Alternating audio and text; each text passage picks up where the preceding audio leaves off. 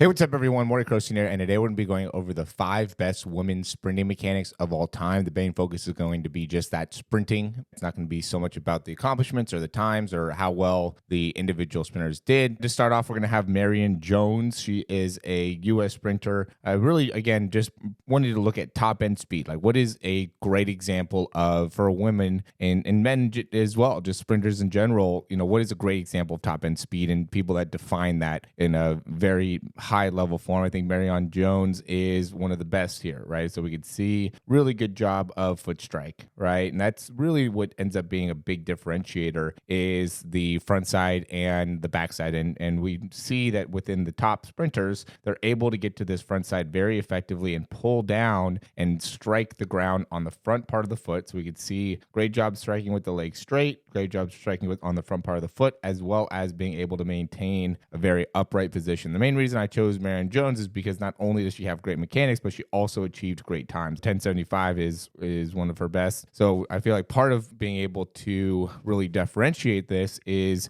we want to be able to see people that actually achieve great speeds or great accomplishments, because that will also give us a good indication of how good was their sprinting form, right? If somebody's just not able to run as fast, then they're not going to be able to have as good a sprinting form. Number 4, we're going to use Sha'Carri Richardson. So we could see with her just really good job. What we always love about her is just the front contact time, right? So, I mean, even with this, it's so fast, it can't even really capture it here, where we could see as she's striking the ground, she does a really good job of keeping her foot right up underneath her, and then is so fast to be able to transition off. It's like as soon as her foot gets back behind her, she's transitioning right back off the ground. And this is why she is number 4, is because I think that there's undoubtedly a great sprinting mechanics and even her times, the accomplishments she's made, she's amongst the best, and she does such a good job of being able to maintain a great upright position as she's going through her sprinting as well. So excellent job of being able to stay upright, excellent job of being able to strike the ground, have a great foot contact time. Amongst in terms of foot contact time, she's probably the best. Shelly-Ann Fraser-Pryce is probably up there as well, but she just covers so much ground, so much distance, so fast. It's hard to be able to leave Sha'Carri Richardson off. So that's number 4. Number 3, we have Shericka Jackson, and I think it could be argued that she could be higher than this, maybe number 2.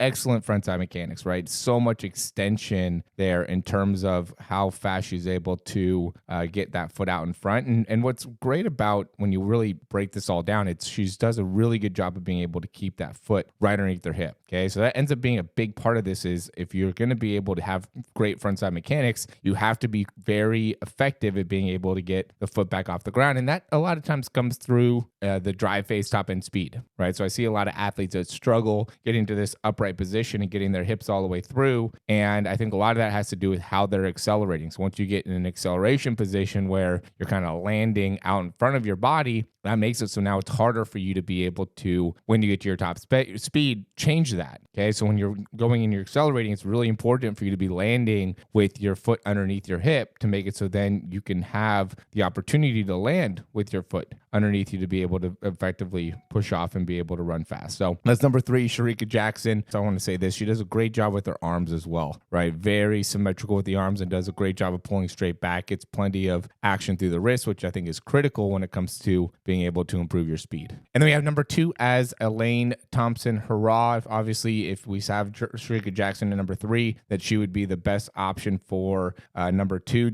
One of the most accomplished sprinters of all times in terms of being able to win the 100, the 200, back-to-back Olympics, 10.54 in the 100. She's the second fastest woman of all time as well. A great job, again, front side. The big thing with women is how well are you able to maintain that upright position and also maintain great frontside mechanics. So the main thing that we'll see is people will have a hard time in being able to keep the chest upright. Okay, if we don't have a great opportunity to be able to keep the chest upright, then we're not going to be able to create as much force in the ground. If we don't create as much force in the ground, we're not going to be able to cover as much distance. We see sometimes with men that they're able to get away with being able to get not as much distance in the front side, or able to really create a lot of force very quickly into the ground. Somebody like Ferdinand Omanyala, he does that where he's not getting as much height within the knees, and also doesn't get as much pull, but it's still able to generate a lot of force down. Christian Coleman's in that same kind of category as well, where you don't really see that as much in the women's side. Women, it's much more about front side mechanics and how we're striking the ground. Even with Shelly Ann Fraser-Pryce, she's getting a lot of extension here before a foot strike, right? As much as she's kind of off balance and her legs getting back behind a good amount, she's still doing a great job of being able to maintain a good front side mechanics in terms of how straight her legs are. So that is really a thing that we see in all of the best sprinters, is being able to be very upright in their foot strike, and therefore are generating a lot of horizontal force, right? So that's the main thing with women's sprinters as well, is just so much horizontal force as they're running, and still being able to maintain a very, very fast foot contact time, right? Not able to generate as much power, so they're not picking up as much distance per step. But